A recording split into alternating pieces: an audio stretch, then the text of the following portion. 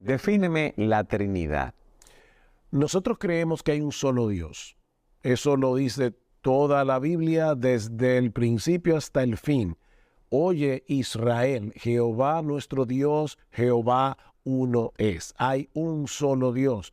Y en el Nuevo Testamento el Señor Jesucristo lo plantea al citar precisamente ese texto de Deuteronomio capítulo 6. En 1 Corintios capítulo 8, Pablo dice, hay un solo Dios. O sea que nosotros creemos que hay un solo Dios. Pero al mismo tiempo, la Biblia enseña que ese Dios es tripersonal. Hay personas que se preguntan, ¿pero dónde aparece la palabra Trinidad en la Biblia? Respuesta, en ninguna parte. Pero el hecho de que la palabra teológica que se usa para señalar a ese concepto no aparezca en la Biblia, no quiere decir que el concepto en sí no esté en la Biblia. Nosotros decimos que la palabra de Dios es infalible, que la palabra de Dios es inerrante. ¿Aparece la palabra infalible, la palabra inerrante en la Escritura? No, pero Pablo dice en 2 Corintios capítulo 3, versículo 16, que toda la Escritura es inspirada por Dios y útil para enseñar, para redarguir, para corregir, para instruir en justicia. Si toda la Escritura es inspirada por Dios, exhalada por Dios, tenemos que deducir que la Biblia no tiene error, es inerrante. Tenemos que deducir y concluir que la Biblia no tiene fallas, es infalible. Pero los términos que estamos usando no están en la Biblia. La pregunta es si el concepto está. Y lo cierto es que la Biblia dice, el Padre es Dios, el Hijo es Dios y el Espíritu Santo es Dios. Y sin embargo, son tres personas en un solo Dios.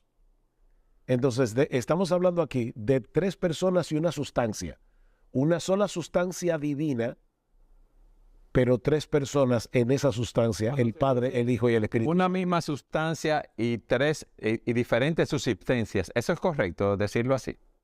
Puede ser. Lo que pasa es que la palabra subsistencia, persona, a veces se usa indistintamente, pero sería mejor decir, hay una sola sustancia divina, es un solo Dios, pero subsisten tres personas en ese único Dios que son personas distintas. Eduardo, tenemos que entender algo. Aquí estamos hablando del ser de Dios y por eso te decía, estamos pisando tierra santa. La doctrina de la Trinidad es un misterio, pero no es un enigma. Hay una diferencia fundamental entre misterio y enigma. Un enigma es una pared infranqueable. Yo no puedo penetrarla, yo no puedo saber absolutamente nada porque es un enigma. En un misterio yo puedo sumergirme en el océano y puedo conocer lo que Dios me ha permitido conocer porque lo ha revelado en su palabra. Pero tengo que entender que escapa a mi finita comprensión, a mi mente finita, para poder entender este concepto completamente. Entonces, la Trinidad es un misterio, pero no es un enigma. Dios se revela a sí mismo en la Escritura como un Dios trino. De hecho, es interesante que ese texto de Deuteronomio que dice, escucha Israel, Jehová nuestro Dios, Jehová uno es, la palabra uno que usa allí es uno plural. Hasta en eso el hebreo es preciso. Por ejemplo, es la palabra que se usa en Génesis capítulo 2, versículo 24, cuando dice, y los dos serán una sola carne. Pero siguen siendo dos personas, el esposo y la esposa, en una sola carne en el sentido de que el matrimonio los hace uno, pero siguen siendo dos. Bueno, lo que estamos diciendo es, Jehová uno es. En ese uno hay tres personas. Por eso nosotros vemos desde el principio de la Biblia, Génesis capítulo 1, a la Trinidad revelándose todavía en una forma incipiente, porque la revelación de Dios fue progresando, no cambiando, es la misma revelación, pero fue progresando según el entendimiento del pueblo de Dios a través de las eras. ¿Qué dice Génesis 1:1? En el principio creó Dios, Elohim, que es una palabra plural. Elohim creó, no dice crearon. En el principio creó, singular, Dios, plural, los cielos y la tierra. Y dijo Dios, ahí está el Hijo. ¿Cómo lo sabemos? Porque dice en Juan capítulo 1, En el principio era el verbo, la palabra. El verbo era con Dios y el verbo era Dios. Así que aquí tenemos al Padre, creó Dios los cielos y la tierra. Aquí tenemos al Hijo, la palabra a través de la cual el Padre creó todas las cosas. Y en el versículo 2 dice que el Espíritu del Señor se movía sobre la faz de las aguas. Así que comenzando a leer la Biblia, nosotros nos topamos con la Trinidad. Llegamos al versículo 26 y entonces dice, y dijo Dios, otra vez, dijo en singular, Dios Elohim, hagamos al hombre conforme a nuestra imagen, conforme a nuestra semejanza. Y así, Eduardo, yo te puedo citar. Hombre, conforme a mi imagen, conforme a mi semejanza. ¿Te acuerdas de la visión de Isaías en el templo? Isaías ve al Señor y dice que los querubines alababan a Dios diciendo, Santo, Santo, Santo, Jehová de los ejércitos, toda la tierra está llena de tu gloria. Y luego en el versículo 8, Dios le permite a Isaías escuchar una conversación donde Dios está hablando con Dios y dice, ¿a quién enviaré? Singular. ¿Y quién irá por nosotros? Y entonces dice Isaías, heme aquí, envíame a mí. Y luego viene un mensaje, ve a este pueblo y diles, de oído oiréis y no entenderéis, y viendo veréis y no percibiréis, etc. Ese texto de Isaías capítulo 6 aparece en Juan capítulo 12. Y en ese texto de Juan capítulo 12, Juan el apóstol dice explícitamente que Isaías dijo esto cuando vio su gloria, y estaba hablando de Cristo, cuando vio la gloria de Cristo. Así que es obvio que el Padre estaba en Isaías 6.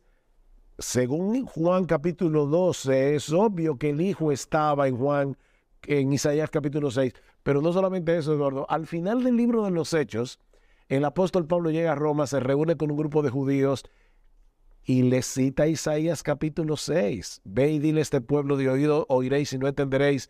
¿Sabe cómo Pablo introduce esta cita diciendo, bien dijo el Espíritu Santo por medio del profeta Isaías?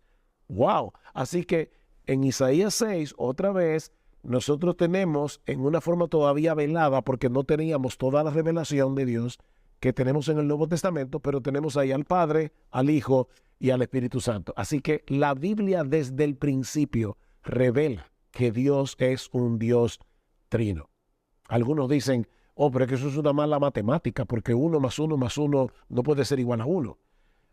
Mira, el problema es que aquí no estamos lidiando con la matemática, aquí estamos lidiando con la revelación de Dios. Y yo tengo que creer lo que Dios me ha revelado de sí mismo, porque, óyeme, Eduardo, y se lo digo a las personas que nos están escuchando, el que adora a un Dios que no subsiste en 3 personas, el que adora a un Dios que no es Padre, Hijo y Espíritu Santo, y lo digo de verdad con toda la sensibilidad que yo puedo, Eduardo, está adorando un ídolo. Ese no es el Dios de la Biblia. Ese no es el Dios que se revela en las Sagradas Escrituras. Esa persona se ha inventado otro Dios. No es el Dios del cristianismo. Y han surgido muchas herejías fruto de malas interpretaciones que no son conforme a las Escrituras. Cuando el hombre no acepta su limitación y no acepta que en la Biblia hay misterios que nosotros de este lado de la eternidad no podemos desentrañar, van a terminar buscando explicaciones humanas que no se corresponden con la revelación divina. Es lo mismo que pasa con la persona de Jesús. ¿Cómo podemos entender que Jesús es una sola persona con 2 naturalezas? Él es verdaderamente Dios y Él es verdaderamente hombre. ¿Cómo podemos entender eso? Esa es la pregunta, ¿cómo podemos entender eso? No podemos entenderlo, pero sí podemos aceptar por la fe lo que la palabra de Dios dice y entender por la Escritura el concepto revelado. O sea, eso es importante. Una cosa es que yo te diga, yo entiendo cómo es que Cristo es verdadero Dios y verdadero hombre. ¿De verdad tú lo entiendes completamente? No, pero yo lo creo. Lo creo y también entiendo la revelación. Entiendo lo que Dios ha revelado. Bueno, de la misma manera que ha pasado a través de la historia, que como algunas personas no pueden aceptar su limitación, terminan inventándose un nuevo Dios. Eso pasó, por ejemplo, con el sabelianismo. Eso fue una herejía de los primeros siglos del cristianismo, también llamado modalismo, que enseña que en realidad es una sola persona divina que a veces aparece como Padre, a veces aparece como Hijo, a veces aparece como Espíritu Santo. Pero no, Eduardo, es que lo que la Biblia enseña es que son tres personas. El Padre no es el Hijo, ni es el Espíritu Santo. El Hijo no es el Padre, ni es el Espíritu Santo. El Espíritu Santo ni es el Padre, ni es el Hijo, es el Espíritu Santo. Entonces son tres personas, pero es un solo Dios. Cuando Jesucristo estaba bautizándose, ¿qué pasó en las aguas del Jordán? Dice, vino una voz del cielo. Evidentemente es otro que no es el Padre. Este es mi Hijo amado, en quien tengo toda mi complacencia, y el Espíritu Santo descendió sobre Jesús en forma de paloma. Así que de nuevo aquí tenemos las tres personas de la Trinidad actuando en un mismo evento, pero son tres personas distintas. Entonces tú a veces escuchas, y esto ya no es una herejía, esto es un error teológico, pero que sería bueno que los hermanos que nos están escuchando, los creyentes, lo corrijan. A veces hay creyentes que comienzan orando y dicen, Padre, te doy gracias porque tú moriste por nosotros en la cruz. No, el Padre no murió por nosotros en la cruz. El que murió por nosotros fue el Hijo. De tal manera amó Dios al mundo que dio a su Hijo. Evidentemente el Padre no es el Hijo.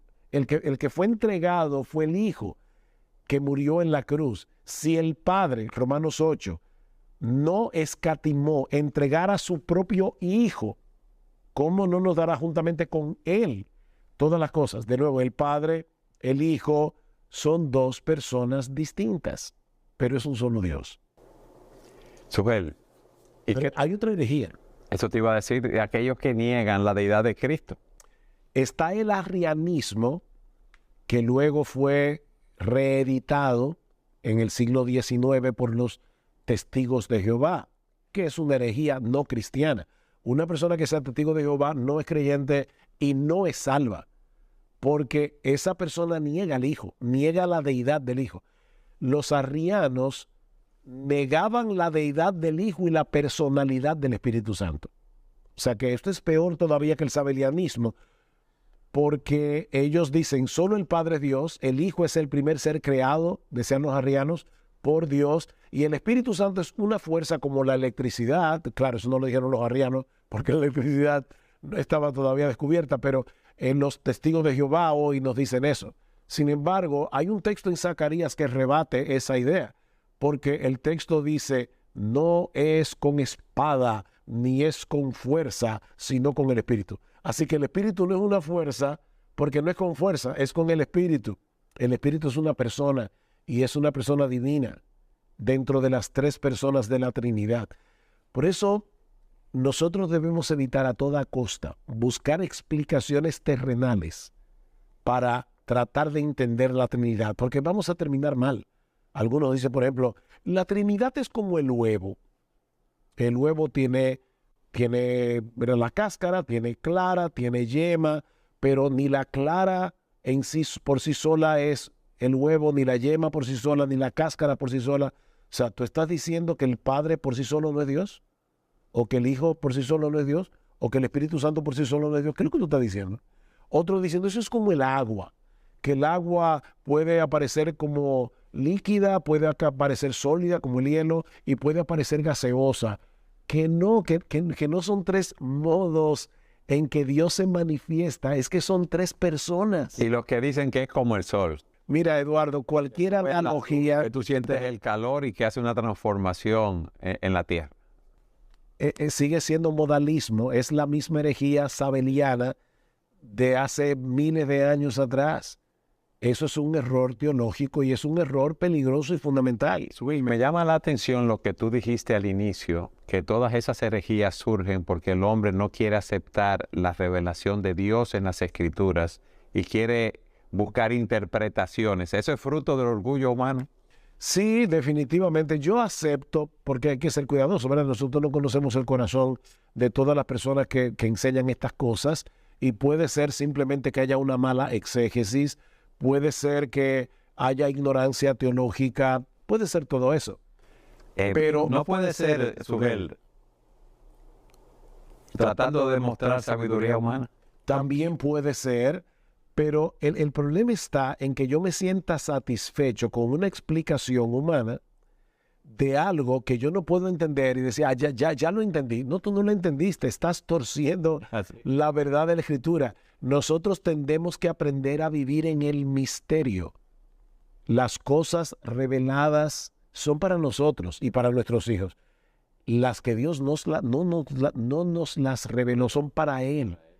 Entonces, aceptemos que tenemos un límite. Ahora, Eduardo, la Biblia enseña claramente que el Padre Dios, yo no voy a demostrar eso porque todo el mundo acepta esa parte. Entonces, yo creo que sería quitarle tiempo a este programa para demostrar lo que todo el mundo cree.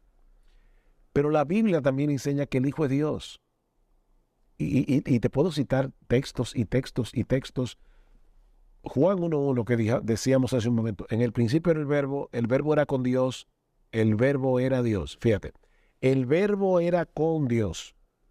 La palabra allí que usa Juan en griego significa el verbo estaba cara a cara con Dios, en una íntima comunión con Dios.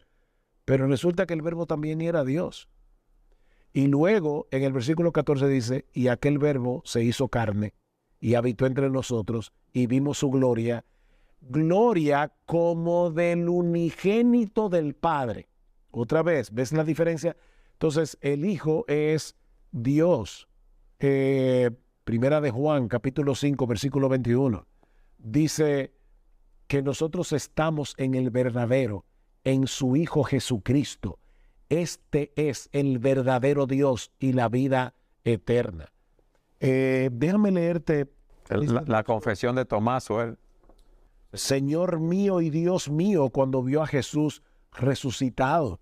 El apóstol Pablo, hablando de los israelitas, dice a quienes pertenece la adopción como hijos y la gloria, los pactos, la promulgación de la ley, el culto y las promesas, de quienes son los patriarcas y de quienes, según la carne, procede el Cristo, el cual está sobre todas las cosas, Dios bendito por los siglos. Amén.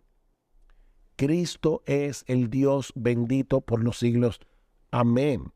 Y vuelvo y te repito, de verdad, nosotros podemos citar textos tras textos. El que me ha visto a mí, ha visto al Padre. Yo y el Padre somos uno.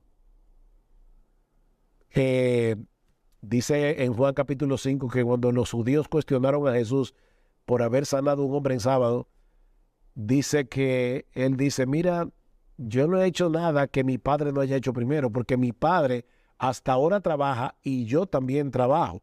Y dice que los judíos quisieron apedrearle porque siendo hombre se hacía igual a Dios. Ellos entendieron lo que Cristo estaba diciendo. Él se estaba igualando a Dios. Filipenses capítulo 2. Haya pues en vosotros este mismo sentir, esta misma forma de pensar que hubo también en Cristo Jesús, el cual, siendo en forma de Dios, no estimó el ser igual a Dios como cosa que aferrarse. Vamos a detenernos un momentico aquí, Eduardo. Yo no quiero ponerme a filosofar, pero Pablo está diciendo aquí que el Hijo, Cristo, siendo, en griego dice, en morfe de Dios. La palabra morfe o forma para nosotros significa los contornos de una cosa. O sea, yo puedo decir, esta mesa es rectangular, esa es la forma de la mesa, o puedo decir, la boca de este vaso es circular, pero la palabra morfe en griego no significa eso, no significa contornos. La palabra morfe significa en el texto original lo que hace que una cosa sea esa cosa y no otra cosa. O sea, que lo que Pablo está diciendo cuando dice que Cristo era en morfe de Dios, en forma de Dios, es que Cristo tenía todos los atributos que hacen que Dios sea Dios, porque Él es Dios. No era otra cosa. Por eso dice, siendo igual a Dios. Y esa es una palabra que todos los que nos están oyendo y pasaron por la escuela se la saben. Lo que pasa es que, como yo les digo a mis alumnos de del colegio no saben que se la saben. La palabra igual ahí es la palabra isos. Eduardo, ¿tú recuerdas alguna palabra en español que tenga el prefijo isos? Pero yo me acuerdo de isósceles. Y los triángulos isósceles. ¿Qué es un triángulo isósceles? Es un triángulo cuyos dos lados son iguales y el de abajo no. Así que la palabra isos lo que significa es dos cosas que son iguales. Bueno, Cristo es isos de Dios. Es en morfe de Dios, es isos de Dios. Porque es Dios. ¿Y qué del Espíritu Santo? Tenemos exactamente lo mismo en la Escritura. Al Espíritu Santo se le llama Dios. En Hechos capítulo 5, por ejemplo. Ananías y Zafira, sí. Ananías y Zafira dice, ustedes no le mintieron. Dice, ¿por qué ustedes le mintieron a Dios? Y más abajo dice, ustedes le mintieron al Espíritu Santo, porque el Espíritu Santo es Dios. Ahora, Eduardo, si el Espíritu Santo fuera una fuerza, como dicen los arrianos y como dicen hoy los testigos de Jehová, yo no le puedo mentir a la electricidad, yo no le puedo mentir a una mesa, yo no le puedo mentir a una cosa, yo le puedo mentir a una persona. Habla que se contrista. No contristéis al Espíritu Santo de Dios, Efesios capítulo 4, versículo 30. ¿Cómo se puede contristar, entristecer a una fuerza? El Espíritu Santo tiene los atributos de Dios. Por ejemplo, Él es omnipresente. Dice, ¿a dónde huiré de tu espíritu? A ninguna parte, porque donde quiera que yo vaya, ahí está el Espíritu de Dios, porque es omnipresente. El Espíritu de Dios es omnipotente. Nosotros lo vemos en la creación. Tu Espíritu adornó los cielos, dice en Job. Entonces, ¿qué tenemos en la Escritura?